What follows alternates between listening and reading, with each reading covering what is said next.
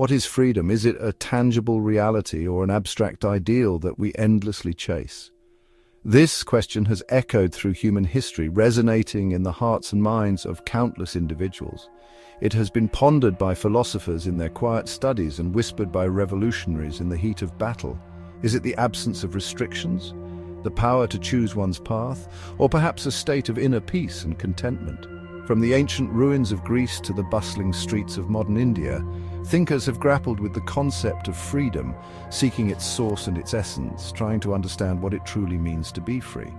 Their explorations have taken them down diverse paths, each offering unique insights and perspectives, illuminating the complexities of human existence and the intricate nature of reality itself.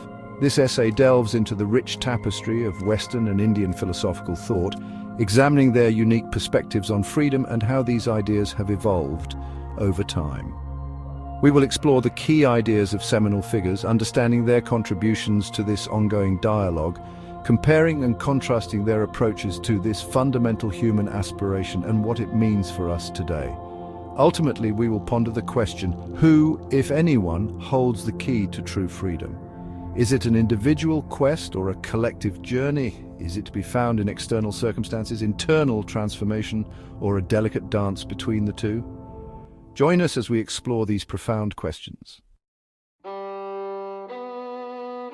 Western philosophy, with its roots in ancient Greece, often frames freedom as liberation from external constraints. This perspective has evolved over centuries, influenced by various thinkers and schools of thought. Socrates, for instance, believed true freedom came from understanding the good and aligning one's actions with it. He emphasized the importance of self-knowledge and ethical living, suggesting that an unexamined life is not worth living. Plato, his student, saw the world of forms as the ultimate reality, with the physical world a mere shadow. He argued that only by grasping these eternal truths could one achieve true freedom and enlightenment.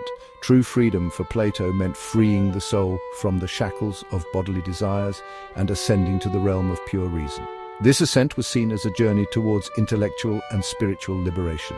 Aristotle, Plato's pupil, took a more grounded approach, emphasizing the role of reason and virtue in achieving eudaimonia, a state of flourishing often translated as happiness.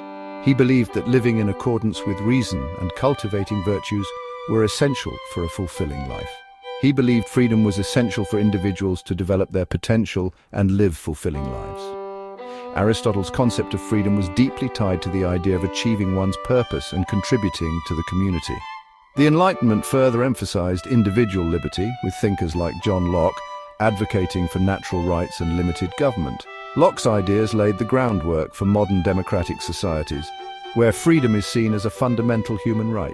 Existentialists like Jean-Paul Sartre argued that we are condemned to be free, responsible for creating meaning in an inherently meaningless universe. This perspective highlights the weight of personal responsibility and the freedom to define one's own existence. Western philosophy, in its various forms, often sees freedom as a product of rational thought and willpower, achieved through understanding, self-control, and engagement with the external world. This journey towards freedom is seen as a continuous process of growth and self-discovery. Indian philosophy, in contrast, often focuses on internal liberation from ignorance and attachment. Hinduism, with its diverse schools of thought, emphasizes the concept of moksha, liberation from the cycle of birth and death. Buddhism, founded by Siddhartha Gautama, the Buddha, identifies desire as the root of suffering. True freedom in this context lies in extinguishing desire and attaining nirvana, a state of enlightenment and liberation from suffering. Jainism, another ancient Indian tradition, emphasizes ahimsa, non-violence in thought, word and deed. Jains believe that every living being possesses a soul, and true freedom comes from liberating the soul from the karmic bondage of actions. These Eastern philosophies, while diverse in their specific teachings, share a common thread. True freedom is an internal state of being, achieved through self-awareness, detachment from the material world, and cultivation of spiritual practices. Despite their apparent differences, Western and Indian philosophical traditions also share surprising commonalities. Both acknowledge the importance of reason and self-control in achieving freedom. Both recognize the limitations of the material world and the importance of seeking something beyond the purely physical. Whether it is Plato's forms or the Hindu concept of Brahman, both traditions point towards a reality beyond our immediate perception. However, their emphasis differs. Western philosophy often focuses on understanding and mastering the external world to achieve freedom, while Indian philosophy emphasizes detachment from it. This difference is reflected in their approaches to the self. Western thought often emphasizes the individual, while Eastern traditions highlight the interconnectedness of all beings. Section 5. The inner and outer, a delicate dance of liberation. Perhaps the key to understanding freedom lies in recognizing the interplay between the internal and external realms. It is within this delicate balance that we find the essence of true liberation. We cannot deny the reality of our physical world and its constraints. The hustle and bustle of daily life, the responsibilities and the societal expectations all play a role in shaping our experience. Nor can we ignore the power of our internal world, our thoughts, beliefs, and desires to shape our experience of freedom. Our inner landscape is just as influential, if not more so, in determining how free we truly feel. True freedom, it seems, requires both the wisdom to understand and navigate the external world and the inner peace that comes from transcending its limitations. It is about finding harmony between these two realms. It is a delicate dance between engaging with the world and detaching from its illusions. This dance requires grace, awareness, and a deep understanding of oneself. Imagine a bird soaring through the sky. Its flight is a perfect metaphor for freedom. Its freedom depends on its physical wings and its ability to navigate the wind and weather. The bird must be aware of its surroundings and adapt to the changing conditions. Yet it also depends on its inner compass, its innate sense of direction and purpose. Without this inner guidance, the bird would be lost, unable to find its way. Section 6. Who holds the key? A question for the ages. So, who holds the key to true freedom? Is it the philosopher with their reasoned arguments, the ascetic meditating in a cave, or the revolutionary fighting for social justice? Perhaps the answer is not so simple. Perhaps the key to freedom is not held by any one person or tradition, but lies within each of us. Perhaps it is found in the ongoing process of self-discovery and the constant striving to live authentically and meaningfully. The quest for freedom, then, is not a destination, but a journey, a lifelong exploration of ourselves and the world around us. Section 7. The practical path, integrating wisdom for a freer life. How can we apply these philosophical insights to our daily lives? How can we cultivate a sense of freedom amidst the inevitable challenges and constraints of human existence? One way is to practice mindfulness, to become aware of our thoughts and emotions without judgment.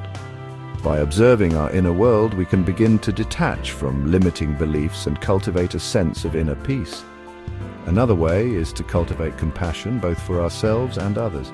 Recognizing our shared humanity and interconnectedness can help us transcend the ego's limitations and experience a deeper sense of freedom.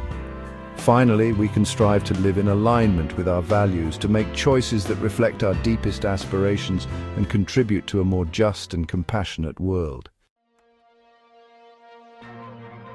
Section 8. Beyond East and West.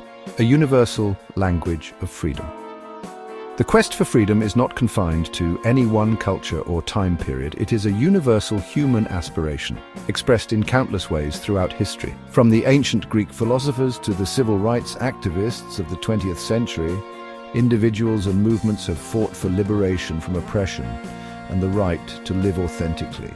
The wisdom traditions of both East and West offer valuable insights into the nature of freedom and the path to its realization. By integrating these teachings into our lives, we can cultivate a sense of inner peace and liberation, regardless of our external circumstances. The conversation between Eastern and Western philosophy is ongoing, offering a rich tapestry of ideas for us to explore and integrate into our understanding of this fundamental human value. Section 9. Conclusion: a journey, not a destination. The quest for true freedom is a journey, not a destination. It is a process of continual learning, growth, and liberation from the limitations that bind us. By drawing on the wisdom of both Western and Indian philosophical traditions, we can navigate this journey with greater awareness, compassion, and purpose. The key to freedom, it seems, lies not in finding a definitive answer, but in embracing the ongoing exploration itself. It lies in the courage to question, the willingness to learn, and the commitment to living a life that reflects our deepest values and aspirations. It is in this spirit of open-minded inquiry and compassionate action that we may discover the true meaning of freedom and unlock its transformative power in our lives.